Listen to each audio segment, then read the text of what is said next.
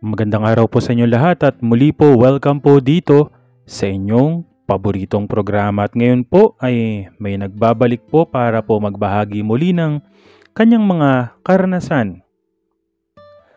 Dear Kuya E, pasensya na po dahil matagal muli bago ako makasulat sa iyo.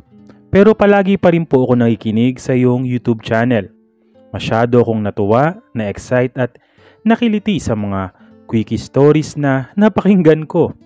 Nakaka-relate ako masyado sa mga biglang L na ginagawa sa public places. May ilan na rin akong karanasan sa one night stand or pure L lang. Eto na kuya yung sinasabi ko sa iyo na ilang kwento. Honestly, nung una ayoko sa mga ganon. Pero kapag pala masyado kang nasasaktan sa mga nagpaasa at paulit-ulit, darating ang panahong susubok din pala ako sa ganun. Sa una pa lang, nakipaglinawan ako kung pure S o L lang o my love. Sa totoo lang, Kuya E, walang pinipiling lugar ang L. Kahit saan abutan at biglang may nag-aya, go for the goal na agad. Wala naman talagang tamang dahilan kung bakit nagagawa ang mga ganon. Pero dala ng pagkakataon, kung di ka ba naman siniswerte. Ang unang experience ko sa ganyang larangan ay nangyari sa isang sinihan sa isang malaking mall. Intense yun, Kuya E. Hindi ko alam na may ganun pala dun. Love story ang palabas, Valentine movie. Laging first showing ang pinapanood ko. Hindi alam sa bahay na lumuluwas ako. Mag-isa lang ako na manood ng movie at madalas, after ko bumili ng kung ano-ano sa mall ay saka ako nanonood. Isang lalaki ang naririnig kong sumitsit. Akala ko may ibang sinisitsitan. Madilim ang nang biglang may tumabi sa akin. Isang lalaking medium built ang naaninaw ko na lumiwanag. Kuya E, gumagapang ang kamay niya mula sa braso hanggang sa makarating sa kamay ko. Sabay holding hand sa akin. Hinimas ang kamay ko, hindi naman ako pumalag. Natakot ako noong una kasi may kumakalat na balita na bigla na lang may sasaksak ng ineksyon na may dugo daw ng may sakit. Kaya nakakahawa at magiging malala agad. Mid-90s ito kumalat. Ang balita, wala naman nagkumpirma. Palibasa nabalot na ako ng iba't ibang emotions, kaba, pawis, nginig, parang gusto kong tumakbo. Pero hindi na ako makagalaw. Nagustuhan ko na rin naman yung nung nagtagal. Sabay sabi niya daw, si M.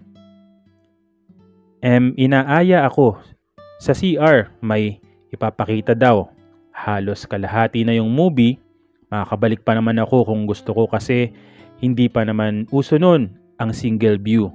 Si MM siya, okay. Ayun na nga, kunwari, umihi siya. Pero pinakita niya ang kanyang paps. Galit. Maugat. Hawakan ko raw utos niya. Ewan ko ba, hinawakan ko naman. Pinagpala siya.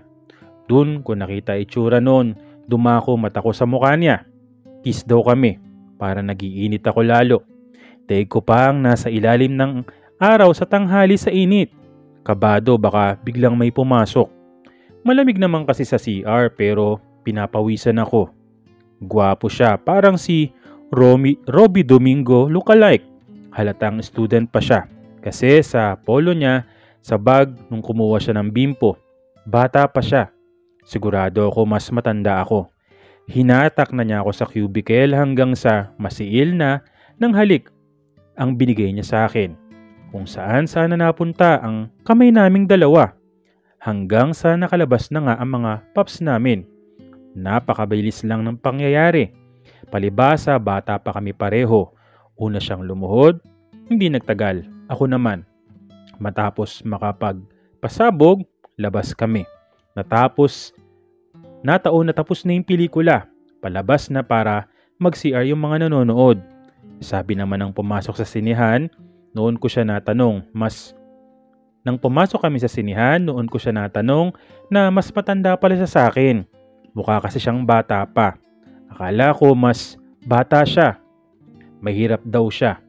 Nagbebenta siya ng laman para magkapera. Paano ka ako yun? Wala akong pambayad. Pamasahe na lang ang meron ako. Gusto ko raw bang sumama sa kanya? 3 PM pa lang naman nun. Maaga pa. Mag-food trip daw kami. Sa likod ng mall. Sa tabi ng school na pinapasukan niya, nakarami kami noon ng fishball at kamote Q. At sa malamig. Marami rin kaming mga napag-usapan. Kung gusto ko daw, sumama ako sa bahay nila. Isang lugar na tabi-tabi ang bahay. Naririnig ko yung mga nag-uusap sa katabing bahay. Mag-isa lang siya dahil nagbobote pa ang magulang niya. Sanay ako sa ganong lugar, Kuya E, kasi madalas kami mag-immersion nung high school ako. Sinama ako sa gawaing bahay sa school namin. Si nanay, makibagay sa lahat ng tao, anuman ang estado sa buhay. Sa totoo lang, nag-enjoy ako masyado. Mabilis ang oras, mag-aalas 6 na pala. Gusto pa sana ni MM umisa, kaya sino ba naman ako para tumanggi? Sa pangalawang pagkakataon, naabot namin ang Gloria. This time, hindi na nagmamadali pero mas maalab at mas intense. Di naman naming lahat-lahat. Halos 7 PM na ako nakasakay sa FX noon. Panahon na FX ang tawag noon. Wala pa akong cellphone kaya hanggang doon na lang ang aming kwento. Paminsan-minsan, nagagawi ako sa mall na yon. Naalala ko yung lahat. Sariwa pa lahat sa isip ko yung mga nangyari. Hanggang dito na lamang po ang aking unang quickie story. Naalala ko tuloy yung kantang related sa quickie. Patuloy na naniniwala at sumusuporta sa iyo, Kuya E. Gumagalang, Yuan. Hanggang sa muli. Okay, maraming salamat sa iyo, Yuan, no?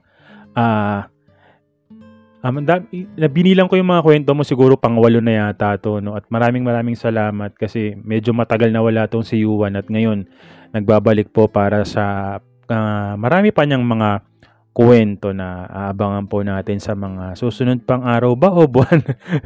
Anyways, Yuan, maraming salamat at alam ko nagkaroon ka lang ng problema at masaya ako na nakabalik ka na para magbahagi ng kwento sa ating mga tagapakinig. At muli po, maraming salamat po sa patuloy na sumusubaybay, sumusuporta, nagtitiwala po dito po sa ating channel at syempre po sa akin. Maraming salamat po sa inyong lahat.